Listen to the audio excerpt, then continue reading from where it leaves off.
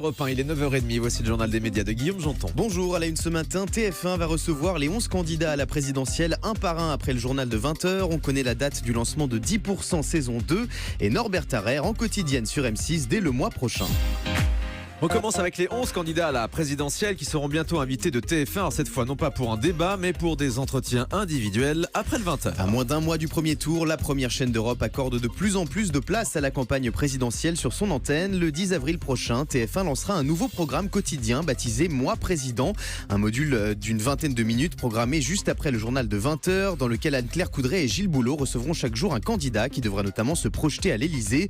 Un format qui n'est pas sans rappeler l'entretien politique, séquence diffusée à la fin du 20h de France 2 depuis plusieurs semaines, dans laquelle David Pujadas et Laurent Delahousse interrogent les candidats et leur soutien. Oui, il y a une séquence dans laquelle on a vu hier Marine Le Pen et David Pujadas. C'était assez tendu de nouveau entre la candidate du Front National et le présentateur des journaux de France 2. On connaît la date du lancement de 10% saison 2. Après une première saison saluée par la critique et regardée massivement par les téléspectateurs de France 2, la série qui raconte les coulisses de l'impitoyable univers du show business sera de retour le mercredi 19 avril prochain en prime time pour une deuxième édition.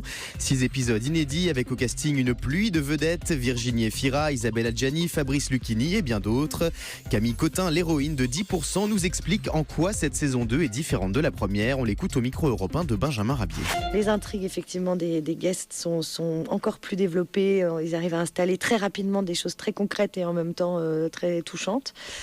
Et il y a aussi tous les assistants qui eux ont aussi des parcours personnels encore plus... on suit vraiment leurs intrigues et donc c'est très agréable. Donc c'est pour ça que je trouve que c'est encore plus riche et encore plus choral que sur la saison 1. Voilà, donc 10% en partenariat avec Europe 1 prochainement sur France 2. Et on reste sur la 2. Frédéric Lopez et la comédienne Christina Reali se donnent rendez-vous en terre inconnue le mois prochain. Le 18 avril à 20h55, France 2 proposera aux téléspectateurs le 20e numéro de Rendez-vous en terre inconnue, émission dans laquelle les stars se dévoilent sous un autre jour. C'est donc au tour de l'actrice Christina Reali de s'envoler pour un voyage inoubliable en Australie avec Frédéric Lopez à la rencontre des aborigènes Worora, les représentants d'une des plus anciennes civilisations au monde. Norbert Tarrer arrive en quotidienne sur M6. M6 continue de miser sur la cuisine pour pimenter ses audiences. Le 17 avril prochain à 17h50, la chaîne diffusera la première de Talk Show, un talk show culinaire en public présenté par l'impayable Norbert Tarrer, entouré d'une bande de chefs déjà connus des téléspectateurs avec pour la plupart. Avec un impayable titre, le Talk Show, jeu de mots. Un facétieux titre au programme de cette émission inédite produite par Studio 89, des défis culinaires et surtout de la bonne humeur. Norbert Tarrer nous détaille le concept au micro européen d'Elsa Minot. Et de la facétie. Le concept de cette émission, il est basé sur le même ADN que Norbert Comedy Office et Norbert Agent de Défi. Donner du plaisir aux gens, leur montrer que cuisiner c'est pas si compliqué. On va leur mettre les moyens en œuvre et nécessaires pour que la cuisine leur devienne super simple. Mais qu'on ait un visuel comme un grand. Par exemple, du pain de mie, on peut en faire une timbale, on peut en faire un chop cookie là, vous savez, ces fameux gâteaux qui redeviennent des réceptacles. Et ben aujourd'hui, votre pain de mie, vous pouvez le transformer comme ça. C'est exactement comme Norbert Comedy Office. Je vous donne un exemple que je vous montre. Je me resserre aussi des recettes. Ça inspire aussi les chefs dans mes défis, dans leurs défis. Je montre comment on cuit des moules au micro-ondes. C'est Talk Show les bons tuyaux. Voilà, qui n'a jamais fait ses moules au micro-ondes. Nono les bons tuyaux qui multiplie les projets avec le groupe M6. Son One Man Show fera l'objet d'une captation le 22 avril prochain pour une diffusion en prime time sur Sister. Et je suis sûr que vous brûlez d'impatience de découvrir comment on cuit les moules au micro-ondes en tout cas. Oui, vous avez déjà fait ça, Julie, des moules au micro-ondes? Je demande à voir. On va regarder le Talk Show pour savoir. M6 toujours, une boutique dans mon salon, bientôt de retour pour une saison 2. Les vendeurs à domicile vont s'inviter une nouvelle fois dans le salon des téléspectateurs d'M6. La chaîne vient d'annoncer le lancement du tournage de la saison 2 d'une boutique dans mon salon. Un concours dans lequel des hommes et des femmes s'affrontent tout au long de la semaine pour tenter de décrocher le titre de meilleur vendeur et un chèque de 2000 €.